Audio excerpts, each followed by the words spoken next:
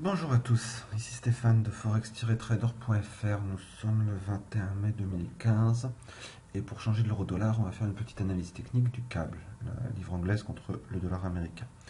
Avant de démarrer, je vous rappelle que les investissements sur le forex sont des investissements risqués, que vous ne devez investir que de l'argent que vous pouvez vous permettre de perdre et que tout ce que je vais dire maintenant ne reflète que mes vues sur les marchés. C'est pas un conseil pour y investir. Et en particulier, je décline toute responsabilité en cas de perte financière liée à l'utilisation du contenu de ce qui va suivre. Une fois que c'est dit, vous voyez que la livre anglaise, on était dans une...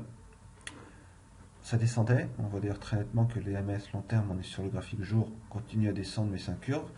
Et là simplement on est en train de remonter apparemment parce qu'on fait un plus haut de plus en plus haut et un plus bas de plus en plus haut aussi. On a redescendu avec trois chandeliers assez forts, le dernier avec une mèche, et la bougie d'hier est une bougie en haute vague qui bute sur la MS 200 jours à 1,56 à peu près.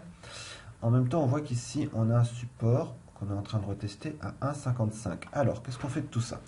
On va aller d'abord prendre un horizon de temps un peu plus grand. Sur le mois, je vous rappelle qu'on est dans cette situation-là, c'est-à-dire qu'on est sur un endroit où la livre en général rebondit vers le haut. Donc je pense qu'à long terme, il faut continuer à chercher vers le haut. Sur la semaine, j'ai tracé ici le retracement. Bien retracer le retracement, c'est sympa. J'ai indiqué le retracement de Fibonacci. Et on voit qu'on est effectivement avec quand même un niveau aussi 1, 2, 3, 4, 5, ça fait quand même 5 semaines qu'on monte. On est en train de consolider, donc c'est plus qu'une consolidation. Et on est pile sur ce support, un 55,7, un 55,5. Donc vous voyez, je ne l'ai pas dessiné, mais ici, ici, là.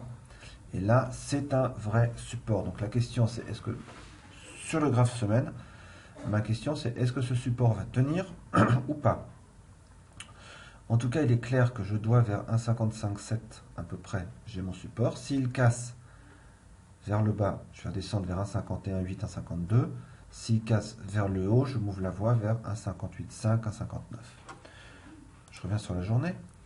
Donc, j'ai mon support qui est ici, plus 1,55,7, mais là, il ne me donnera pas. Okay. Donc, vous voyez 1,55,3, 1,55,7. Ici, c'est la zone que je dois surveiller pour descendre, même si on fera attention à la 1,54,5. On est ici à 1,56, on a retesté la MS de son, donc pour moi c'est cette zone-là que je vais surveiller. Si elle casse vers le haut, ça m'indique qu'on veut plutôt monter. Et à ce moment-là, je vais envisager qu'on est dans le scénario qui nous envoie retoucher 1,58,77. Et si jamais 1,55 casse vers le bas, en faisant avec une petite hésitation à cause de ce support que je vois vers 1,54,5, je vais quand même, et on peut peut-être attendre, si on veut, pour plus de sécurité, on peut même attendre que ce support à 1,54,5 soit cassé avant d'aller viser 1,51,8, 1,52. Avant de finir, je vous montre quand même une belle ligne de tendance sur H4, boum boum boum boum boum, ok, qui indique quand même, vous voyez sur H4 que toutes les MS se remettent vers le haut, donc a priori, il faut quand même chercher plutôt à monter sur la livre. Énormément de nouvelles économiques aujourd'hui, donc attention, ça peut bouger.